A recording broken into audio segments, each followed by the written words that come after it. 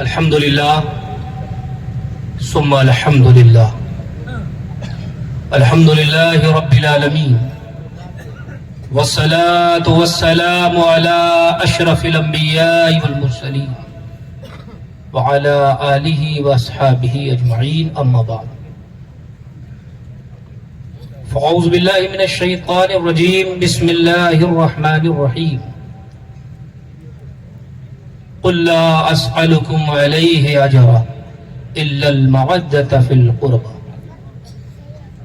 صدق اللہ العلی العظیم وصدق رسولہ النبی الامین المتین المبین الکریم ونحن علی ذلک لمن الشاہدین والشاکرین والحمد للہ رب العالمین۔ اگر ایماندار ہیں تو پوری ایمانداری کے ساتھ درود پاک پڑھ لیں۔ اللہم صلی علی سیدنا و شفیعنا حبیبنا مولانا محمد وبارک وسلم صلی اللہ علیہ وسلم وسلام علیہ صلی اللہ تعالی علیہ وسلم۔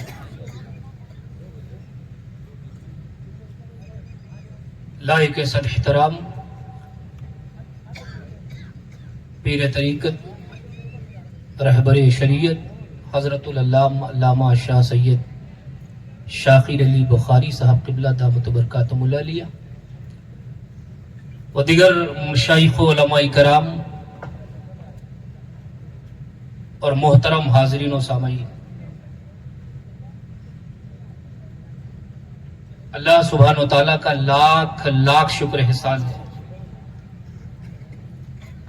کہ جس نے اپنی توفیق خاص سے ہمیں اور آپ کو آج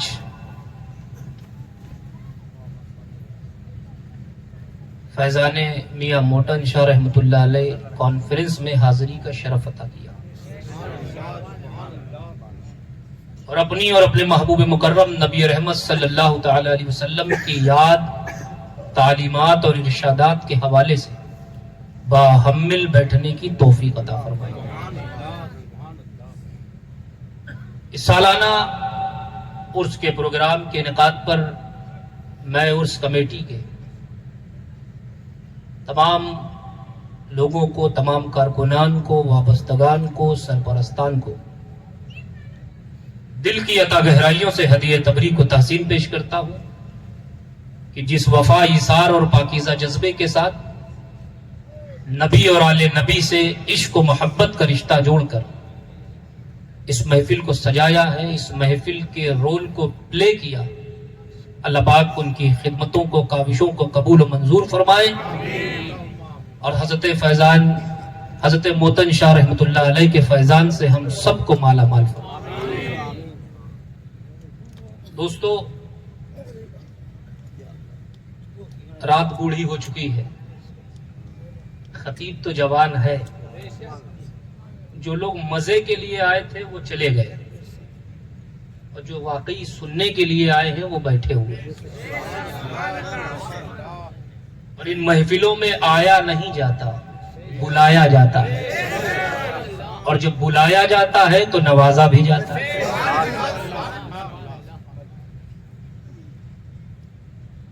حالانکہ میں نہایت ہی مشکور و ممنون ہوں ہمارے محب و مشفق سید غلام نبی باپو صاحب کا، جن کے توسل سے تاریخ کا تعین ہوا اور ہم اس پاکیزہ محفل تک پہنچے۔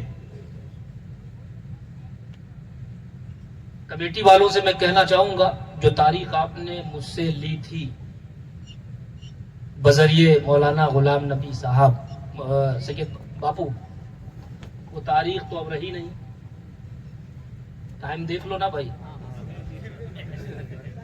12 کی تاریخ لی تھی نا، 12 تو بچ چکے، اب کون سی تاریخ لگ گئی ہے؟ 13۔ تو میں کمیٹی والوں سے صرف اتنا ہی کہنا چاہوں گا کہ میں وصولی طور پر اب خطاب کرنے کا پابند نہیں ہوں، یعنی میں آزاد ہوں۔ آپ نے جو تاریخ لی تھی، اگر اس تاریخ میں تقریر کرواتے تو جو چاہتے بلواتے، جو کہتے میں بولتا، لیکن اب میں وصولی طور سے آپ کا پابند نہیں ہوں۔ اب میں جو چاہوں بولوں اور جتنا چاہوں بولوں اور جسے چاہوں بولوں، لیکن گھبرائیں نا، ایسا نہیں ہے کہ ہم رات بھر آپ کو جگائیں اور آپ جا کر فجر گول کر دیں، تو پھر آپ کا یہاں آنا بیکار ہے۔ میں اکثر تقریروں میں کہتا ہوں کہ نماز فرض ہے، جلسہ فرض نہیں۔ جلسے میں آنا اسی وقت قابل قبول ہوگا جب آپ اللہ کی بارگاہ میں پانچوں وقت جا کر سجدے میں اپنی پیشانی کو رکھیں گے۔ اب میں یہ دیکھنا چاہ رہا ہوں کون کون ہاتھ اٹھا کر بتا دو سننا چاہتا ہے یا نہیں چاہتا۔ آپ لوگ سننا نہیں چاہتے؟ اچھا،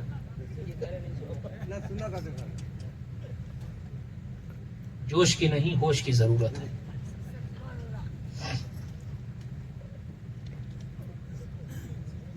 عزیزان ملت اسلامیہ، رات کا اچھا خاصا وقت گزر چکا ہے اور 12 سے پہلے عام طور سے آنکھ کھلی رہتی ہے، منہ بند ہوتا ہے، لیکن 12 کے بعد آنکھ بند منہ کھل جاتا ہے۔ لیکن آپ منہ کھولیں لیکن غوث و خواجہ کی محبت میں بولتے رہیں۔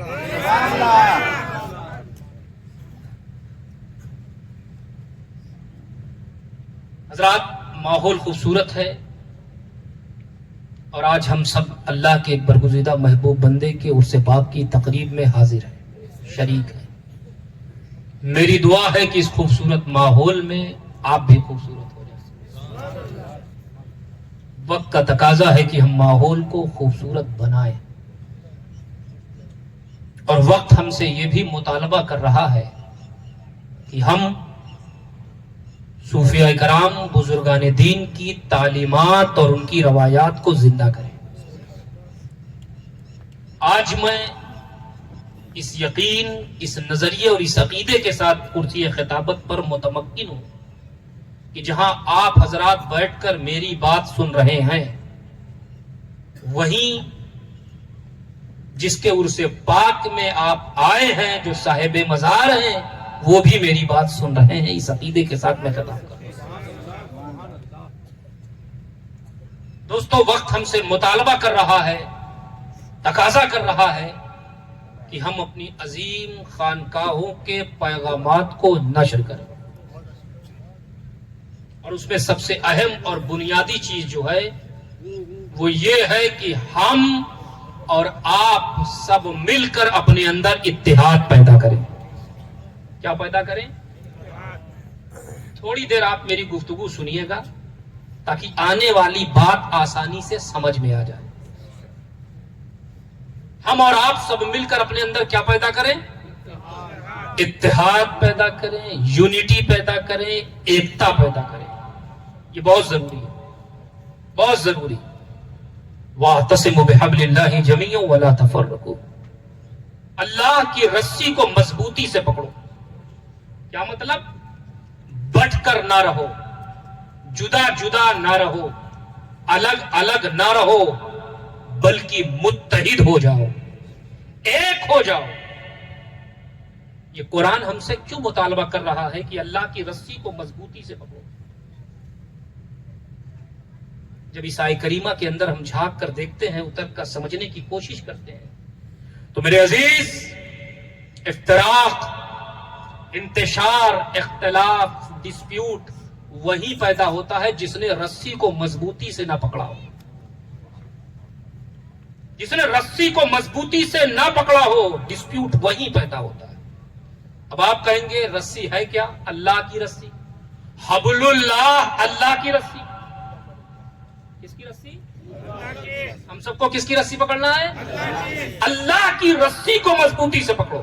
حبل اللہ، اللہ کی رسی۔ اب یہ اللہ کی رسی ہے کیا؟ تو اس سلسلے میں مفسرین اکرام کی 3 تفسیر میری نظروں سے گزری۔ حبل کی جو تفسیر ہے وہ 3۔ پہلی تفسیر، بڑی جلدی سے میں آپ تک بات پہنچانے کی کوشش کر رہا ہوں۔ حبل کی جو تفسیر ہے 3، جو میری نظروں سے گزری۔ پہلی تفسیر، حبل اللہ، اللہ کی رسی سے مراد۔ بعض مفسرین فرماتے ہیں کہ اللہ کی رسی سے مراد اللہ کا دین ہے۔ کیا ہے؟ اللہ کا، بولیے اللہ کا۔ تو کیا معنی ہوا؟ اللہ کے دین کو مضبوطی سے پکڑو. اللہ کے دین کو مضبوطی سے پکڑنے کا مطلب اللہ کے اب ایک سوال یہاں ایک اور پیدا ہوتا ہے کہ اللہ کا دین ہے کیا؟ اللہ کے دین کو مضبوطی سے پکڑو تو اللہ کا دین ہے کیا؟ تو پھر جواب دیتا ہے ان الدین عند اللہ الاسلام، اللہ کا دین اسلام. اسلام کو مضبوطی سے پکڑو. پھر سوال ہوتا ہے اللہ کے دین کو، اسلام کو مضبوطی سے پکڑنے کا مطلب؟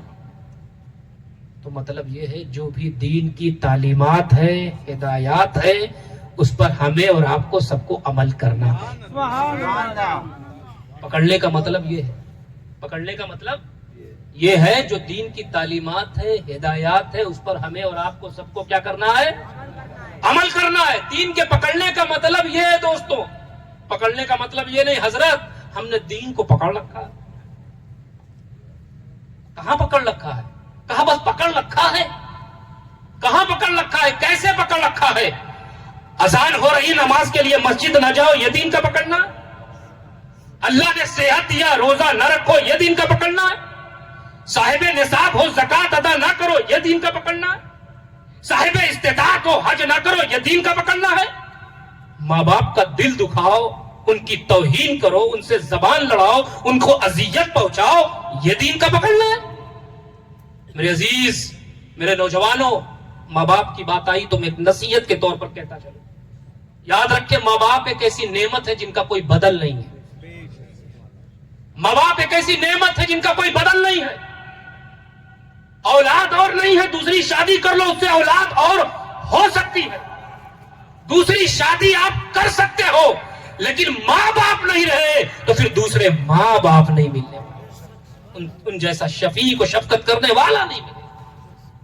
اسی لیے ہمارے چچا اماں محترم ہمیشہ نصیحت فرماتے ہیں کہ بیٹا اس باڈی پر، اس پوری باڈی اسٹرکچر پر دو احسان سب سے بڑے ہیں. جس نے اسے فراموش کر دیا یاد رکھو اس کی دنیا بھی تباہ ہو جائے گی، اس کی آخرت بھی. وہ دو احسان کون سے ہیں؟ اماں محترم چچا جان حضور غازی ملت فرماتے ہیں بیٹا یہ دو احسان یہ ہیں، اس پوری باڈی پر دو احسان سب سے بڑے ہیں. ایک احسان جس نے ہمیں پیدا کیا، یعنی اللہ تبارک و تعالی، اس باڈی پر سب سے بڑا جس نے ہمیں پیدا کیا وہ اللہ تبارک و تعالی. اور دوسرا بڑا احسان جس کے ذریعے ہمیں پیدا کیا وہ ماں باپ. اسی لیے علماء فرماتے ہیں کہ اللہ کی جتنی بھی عبادت کر لو اس عبادت کا حق ادا نہیں کر سکتے، اور ماں باپ کی جتنی بھی خدمت کر لو اس خدمت کا حق ادا نہیں کر سکتے. ہم نے تو یہ دیکھا ہے آج ایک بھائی، جو دور چل رہا ہے دور پرفتن، جس دور سے ہم گزر رہے ہیں، ایک بھائی دوسرے بھائی کو اپنے سے زیادہ کامیاب دیکھنا نہیں چاہتا. ایک دوست اپنے دوسرے دوست کو اپنے سے زیادہ کامیاب نہیں دیکھنا چاہتا. ایک خاندان دوسرے خاندان کو اپنے سے زیادہ کامیاب ہوتے نہیں دیکھنا چاہتا. لیکن اس زمین پر واحد رشتہ صرف ماں باپ کا ہے کہ ایک باپ اپنے سے زیادہ اپنی اولاد کو کامیاب دیکھنے میں فخر محسوس، ایک ماں اپنے سے زیادہ اپنے بیٹے بیٹیوں کو سکون میں دیکھ کر سکون محسوس کرتے. عزیزان ملت اسلامیہ، تو اس لیے کبھی انہیں تکلیف دینے کی کوشش مت کرنا، ورنہ تمہاری دنیا بھی بیکار ہو جائے گی، تمہاری قبر و قیامت بھی. عزیزان ملت اسلامیہ، تو ماں باپ کا دل دکھاؤ، یہ دین کا پکڑنا ہے. غیبت کرو، یہ دین کا پکڑنا ہے. جھوٹ بولو، یہ دین کا پکڑنا ہے. چغلخوری کرو، یہ دین کا پکڑنا ہے. پڑوسیوں کا خیال نہ رکھو، یہ دین کا پکڑنا ہے. شادیوں میں ڈیک لگا کے گانے چلواؤ، یہ دین کا پکڑنا ہے. یہودیوں کے لائے ہوئے کلچر کو اپنے دینی رسم و رواج میں اڈاپٹ کر دو اور فخر محسوس کرو، یہ دین کا پکڑنا ہے. نہیں پیارے، یہ سب بے دینی ہے. پھر دین کے پکڑنے کا مطلب کیا ہے؟ تو سنو، 5 وقت کی نماز تم پر فرض ہے پڑھنا ہوگا. روزہ تم پر فرض ہے رکھنا ہوگا. صاحب نصاب ہو تو زکات تم پر فرض ہے دینا ہوگا. صاحب استطاعت ہو تو حج تم پر فرض ہے کرنا ہوگا. اللہ نے تمہیں دولت دیا ہے تو اس دولت سے غریبوں کی مدد کرنا ہوگا، بیواؤں کا سہارا بننا ہوگا، یتیموں کے سر پہ شفقت کا ہاتھ پھیرنا ہوگا. اور اللہ نے اگر تمہیں بیٹا بیٹی جیسی نعمت عطا کی ہے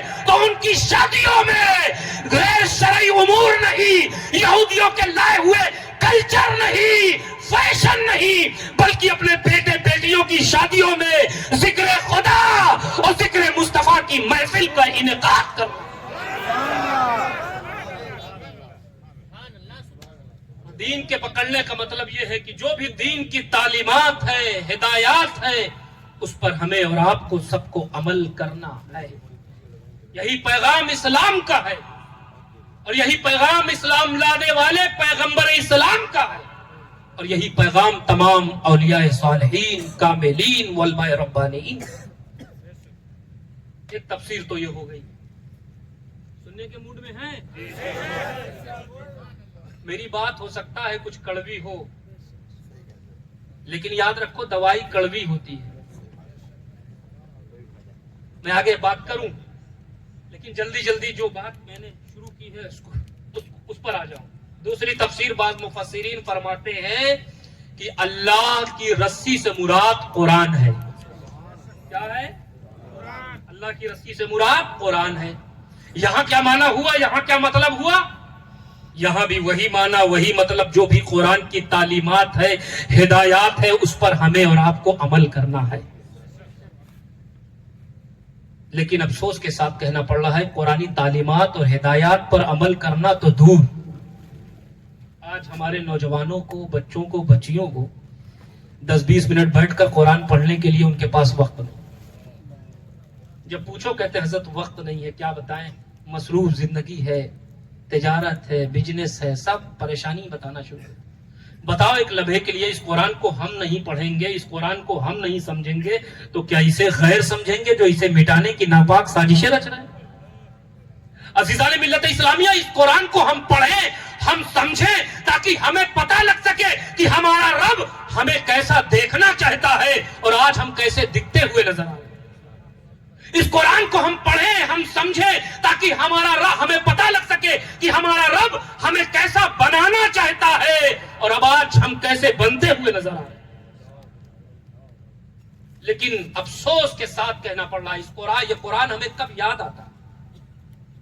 یہ قرآن ہمیں کب یاد آتا ہے؟ یہ قرآن ہمیں تب یاد آتا ہے جب روح نہ نکل رہی. یہ قرآن ہمیں کب یاد آتا ہے؟ جب روح نہ نکل رہی.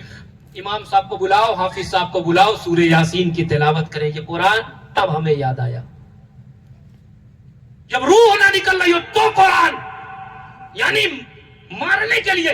اسی پہ علامہ اقبال تڑپے تھے اور کہا تھا نادان تو قرآن کو مارنے کے لیے استعمال کر رہا ہے. اور ایک قرآن مارنے کے لیے نہیں آیا بلکہ مردہ دلوں کو زندگی بخشنے کے لیے.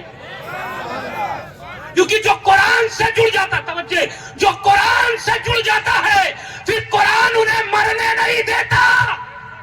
جو قرآن سے جڑ جاتا ہے پھر قرآن انہیں مرنے نہیں دیتا. اگر یقین نہیں ہے تو میدان کربلا میں دیکھو، جب قرآن پر یزیدیت کی مرض لگی، قرآن پر یزیدیت کی گرد لگی تو حسین اٹھ کھڑے ہوئے، اے قرآن ہم تجھے مٹنے نہیں دیں گے، اپنا جوان بیٹا قربان کر دیں گے.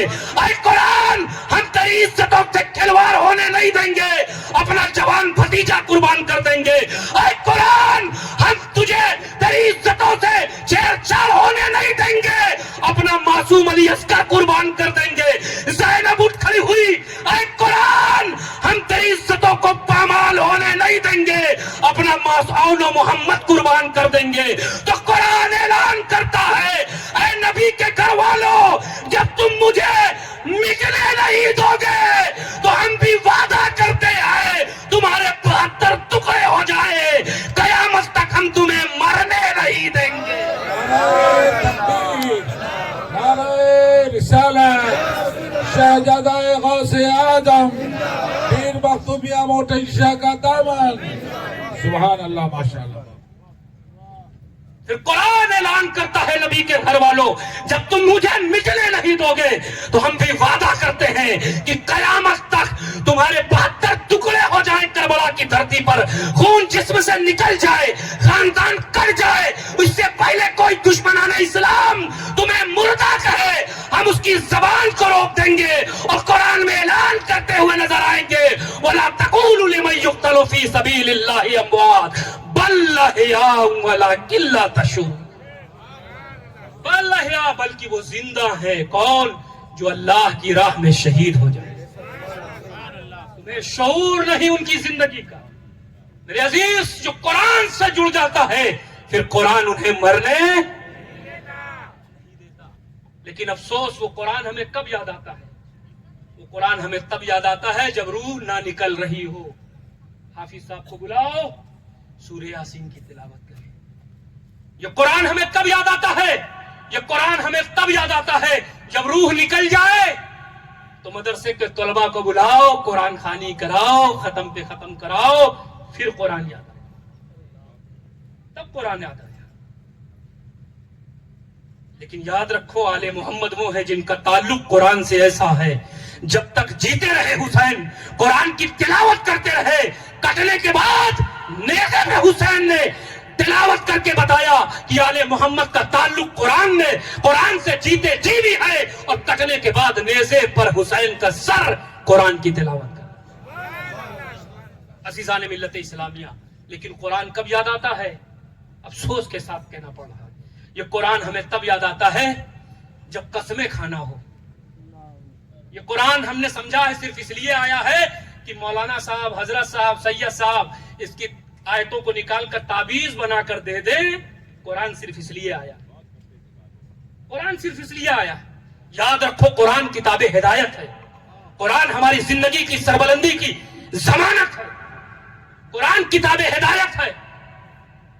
لیکن ہم نے کیا سمجھا ہے؟ قرآن صرف اس لیے آیا ہے قسمیں کھانا ہو تو قرآن یاد آتا ہے.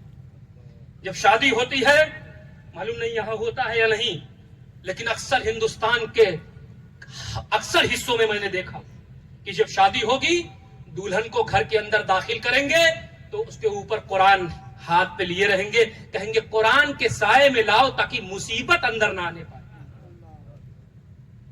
یعنی قرآن ایک اسکینر ہے جو مصیبتوں کو کھینچ لیتا ہے، اسکین کر لیتا ہے. یہ قرآن ہمیں تب یاد آتا ہے. اب قرآن یاد آیا جب دلہن دہلیز پر پہنچی، اور وہ بھی صاحب غنیمت ہے. دلہن اندر گئی، قرآن لپیٹ کر سوار کے الماری میں چلا گیا. جس کی عزت بنی تھی، جس شوہر کی عزت بنی تھی، جس پر حلال ہوئی، اس بے غیرت شوہر نے ابھی نہیں دیکھا. ویڈیو گرافی کرنے والے ویڈیو گرافی کر رہے ہیں، تب قرآن یاد نہیں آیا. کبھی کلوز کر کے اس کے ہونٹوں کی سرخیاں دکھائی جا رہی، کبھی زیوروں کی نمائش ہو رہی ہے، کبھی دہیج کی نمائش ہو رہی ہے ویڈیو گرافی کے ذریعے، تب قرآن یاد نہیں آیا. جب جوان بچیاں ڈھولک کی تھاپ پہ ناچ رہی تھی تب قرآن یاد نہیں آتا. یہودیوں کا کلچر اپنا کر اپنے اس شادی میں فخر محسوس کیا جا رہا تھا، ڈھولک بجائی جا رہی تھی، تب قرآن یاد نہیں آتا. قرآن صرف کب یاد آئے گا؟ قرآن صرف تکلیفوں میں یاد آئے گا، قرآن صرف پریشانیوں میں یاد آئے گا، قرآن صرف دکھوں میں یاد آئے گا، خوشیوں میں قرآن نہیں آئے. جب بچوں کا برتھ ڈے سیلیبریٹ کرتے ہیں تب قرآن یاد نہیں آتا. جب عقیقے کی تقریب ہے تب قرآن یاد نہیں آتا. شادیوں میں 10 دن تک غیر شرعی طریقے اڈاپٹ کیے جا رہے ہیں. آج ہمارے دینی رسم و رواج میں یہودیوں کے کلچر لا کر فخر محسوس کیا جا رہا ہے، شو آف کیا جا رہا ہے، دکھاوا کیا جا رہا ہے، شادیوں میں کھلا کر اپنی واہوائی لوٹی جا رہی ہے، تب قرآن یاد نہیں آتا. قرآن صرف دکھوں میں یاد آتا، قرآن صرف تکلیفوں میں یاد آتا. یہ منافقت ہے پیارے، اس منافقت سے نکلو دوستو. یاد رکھو، آج ہمارے معاشرے میں 2 طرح کی منافقت نے جنم لے رکھا ہے. آج ہمارے معاشرے میں 2 طرح کی منافقت نے جنم لے رکھا ہے. ایک ہے نفاق اعتقادی اور ایک ہے نفاق عملی. ایک ہے عقیدے کی منافقت، ایک ہے عمل کی منافقت. اور آسان کر دوں، کچھ لوگ وہ ہیں جن کا عقیدہ تو اچھا ہے، عقیدے میں کوئی شک نہیں، عقیدے میں کوئی خرابی نہیں، عقیدے میں کوئی کمی نہیں، کمی ہے تو صرف عمل میں کمی ہے.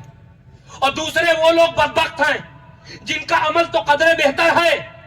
نماز کے لیے تو بولو شہر شہر، گاؤں گاؤں، محلہ محلہ، مسجد مسجد، گلی گلی، کوچا کوچا جانے کو تیار ہیں، لیکن عقیدے میں شک. اس لیے جب بات عقیدے کی آئے گی تو کبھی نبی کے اختیارات پہ حملہ، کہ نبی کی عظمت پر حملہ، ان کی بلندی پر حملہ، ان کی شان میں توہین آمیز الفاظ کا استعمال. جن کا عقیدہ اچھا ہے عمل خراب، وہ کوئی اور نہیں، ہم سنی حضرات ہیں. ہمارے عقیدے میں کوئی خرابی نہیں، ہمارا مسلک کوئی یتیم مسلک نہیں ہے، بلکہ ہماری پشت پر 14 صدیوں کے ولی کھڑے ہیں، ہماری پشت پر مصطفیٰ کا قرآن ہے، مصطفیٰ کا فرمان ہے. ہمارے علماء مشائخ دیوار پر کوئی لکیر کھینچتے ہیں تو قرآن و سنت کی روشنی میں کھینچتے ہیں. ہمارے عقیدے میں کوئی خرابی نہیں. اگر خرابی ہے تو صرف عمل میں. ہم عقیدے کے منافق اور دوسرے وہ بدبخت ہیں جن کا عمل قدر بہتر ہے لیکن عقیدہ خراب. یہی وجہ ہے نتائج نہ ادھر نکل کر سامنے آ رہے ہیں نہ نتیجے ادھر آ رہے ہیں, کیونکہ ایک طرف عقیدے میں منافقت ہے, ایک طرف عمل میں منافقت ہے. اس لیے دونوں کو سنوارنے کی ضرورت ہے, دونوں کو سدھارنے کی ضرورت ہے, دونوں کو صحیح رخ دینے کی ضرورت ہے. عزیزان ملت اسلامیہ, یاد رکھیے گا جلسوں کا مقصد قوم کی تربیت ہوتی ہے. جلسوں کا مقصد, ان بزرگوں کے عرس کا مقصد قوم کی تربیت ہوتی ہے. جس جلسے میں آنے والے کچھ سیکھ کر نہ جائیں, سمجھ کر نہ جائیں, وہ جلسہ نہیں ہوتا, انسانوں کی ایک بھیڑ ہوتی ہے جو پھر جمع ہو کر منتشر ہو جاتی ہے. اور آج ہمارا معاشرہ بیمار ہے, اسے علاج کی ضرورت ہے. یاد رکھنا, میں تقریر کو ایک دوائی سمجھتا ہوں, ایک میڈیسین سمجھتا ہوں. اور جلسے میں آنے والوں کی اکثریت الا ماشاءاللہ مختلف امراض کی شکار ہوتی ہے, مختلف مرضوں کی مریض ہوتی ہے. الا ماشاءاللہ. بتاؤں مرض کیا ہے؟ بولیے, بتاؤں مرض کیا ہے؟ مرض کیا ہے؟ جلسے میں آنے والے اکثر لوگ الا ماشاءاللہ کچھ کو چھوڑ کر مختلف مرضوں میں مبتلا ہوتے ہیں. مرض کیا ہے؟ میں تقریر کو ایک دوائی سمجھتا ہوں, میڈیسین سمجھتا ہوں. اور جلسے میں آنے والے مختلف مرضوں کے مریض ہوتے ہیں. کوئی جھوٹ بولنے کا مریض, کوئی غیبت کرنے کا مریض, کوئی چگل خوری کا مریض, کوئی نظر بازی کا مریض, کوئی گانا سننے کا مریض, کوئی فلمیں تکنے کا مریض, کوئی بھائیوں کا حق دبانے کا مریض, کوئی ماں باپ کا دل دکھانے کا مریض, کوئی عقیدے کا مریض, کوئی عمل کا مریض. یہ سب مرض ہے. کوئی فیشن کا مریض, کوئی شو آف کا مریض, کوئی فحشی لباس اپنی عورتوں کو پہنانے کا مریض, کوئی نشے کا مریض, کوئی دکھاوے کا مریض. یہ سب مرض ہیں جو آج ہمارے معاشرے کو لگ چکے ہیں, آج ہمارے معاشرے کو لگ چکے ہیں. اور جو خطاب کرتا ہے وہ دوائی دیتا ہے, میڈیسین دیتا ہے, لیکن افسوس صد افسوس, جن مریضوں کو دوائی کی ضرورت تھی, میڈیسین کی ضرورت تھی, انہیں چاکلیٹ دیے جا رہے ہیں آج جلسوں سے, انہیں لالی پاپ دیے جا رہے ہیں جلسوں میں. جنت باقی جا رہی ہے اسٹیجوں سے. آؤ, جنت ایسا لگتا ہے لکھنؤ کا لولو مال لے آؤ, لے جاؤ. جنت اتنی آسان نہیں ہے. جنت تمہارے باپ کی نہیں ہے, رسول پاک کی ہے. رسول پاک کی شریعت کو اپنانا ہوگا, پھر جنت ملے گی. جنت اتنی آسانی سے نہیں ملنے والی. جنت اگر اتنی آسانی سے ملتی تو پھر کربلا میں حسین اتنا مقام رکھنے کے بعد اپنے پورے خاندان کو کربلا میں ٹکواتے نہیں. جنتی جوانوں کے سردار ہے حسین, جن کی ماں عورتوں کی سردارہ, جن کا نانا پورا جنت کا مالک. اتنا مقام رکھنے والے حسین کربلا میں پورے خاندان کو کٹوا رہے ہیں. حسین بتا رہے ہیں, اور حسین کا آخری سجدہ کربلا میں تمام غلاموں کو پیغام دے رہا ہے, اے میرے غلاموں دیکھو دیکھو, میں حسین ہوں, اتنا مقام رکھنے والا ہوں, اتنی عظمت والا ہوں, جنتی جوانوں کا سردار ہوں, علی کا بیٹا ہوں, فاطمہ کا لال ہوں, مصطفیٰ کا نور نظر ہوں. اتنا مقام رکھنے کے باوجود دیکھ, تیرا حسین کربلا میں 3 دن تک بھوکا پیاسا رہا.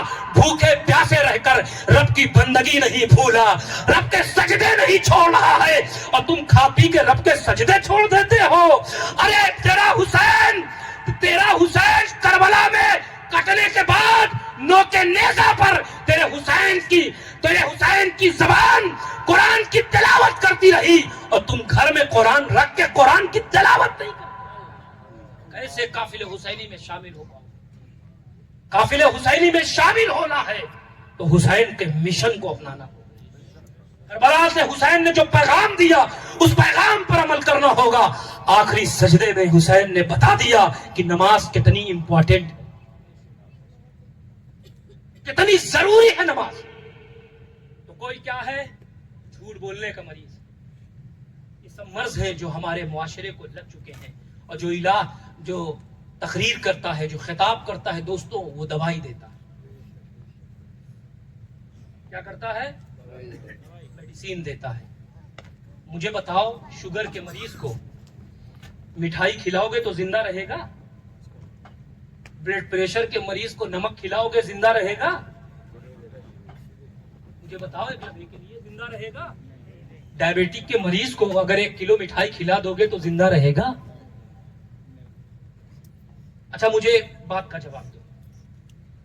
टेस्ट समझते हो ना? टेस्ट, लज्जत चटनी में ज्यादा है या रोटी में? बोलिए, टेस्ट किस में ज्यादा है? हाथ उठाकर बताओ, टेस्ट किस में ज्यादा है, चटनी में या रोटी में? रोटी वाले हाथ उठाएं। अच्छा, चटनी वाले हाथ उठाओ। लज्जत, टेस्ट चटनी में ज्यादा है या रोटी में? बोलिए, चटनी में। अब कोई कहे हम तो चटनी खाएंगे, हम तो सिर्फ चटनी खाएंगे, तो कसम खुदा की 4 दिन वो चटनी खाएगा, 5वें दिन चटनी उसे खा जाएगी। मैं मानता हूं टेस्ट, लज्जत चटनी में ज्यादा है, लेकिन जिस्म को कुव्वत रोटी देती। ये गाने, ये बजाने, ये तमाम चीजें तुम्हारे कानों को चस्का देंगे, लेकिन तुम्हारे जिस्म को, तुम्हारे दिल को कुव्वत मुस्तफा का कुरान देगा, मुस्तफा का फरमान। अजीजान मिल्लत इस्लामी, आज हमारा मुआशरा बीमार है, इलाज की जरूरत है। इलाज कहां है? एक मोटी सी बात कहता हूं, अगर आपको पसंद आ जाए और आपके दिल में उतर जाए तो मैं समझूंगा मेरा खिताब वसूल हो गया। इलाज कहां है? इलाज कहां है? एक मोटी सी बात, बहुत ज्यादा तफसील में जाकर समझाने की जरूरत है। इलाज कहां है? ये लफ्ज आप बार बार सुनते हैं उलमा से, मशाइखीन से, मशाइख से, तमाम हुफ्फाज़े कराम से, कि कुरान हकीम हमसे ये फरमाता है, कुरान हकीम में ये लिखा है। सुनते हैं कि नहीं? कुरान हकीम हमसे ये कहता है, कुरान हकीम में ये आया है। कुरान के साथ हकीम का लफ्ज भी लगाते हैं। कुरान के साथ हकीम बोलते हैं या नहीं बोलते? कुरान, बोलिए, कुरान हकीम है। ये सब हम जानते हैं कुरान हकीम है, हम सब जानते हैं कुरान हकीम है, और हम सब मानते हैं कि हम सब बीमार हैं।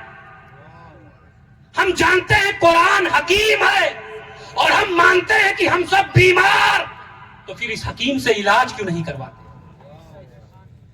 इस हकीम से इलाज क्यों नहीं करवाते? अगर हमने इस हकीम से इलाज करवाया होता तो हमारी बहू बेटियों का लिबास गैर इस्लामी नहीं होता। अगर इस हकीम से हमने इलाज कराया होता तो हम गाने नहीं सुन रहे होते,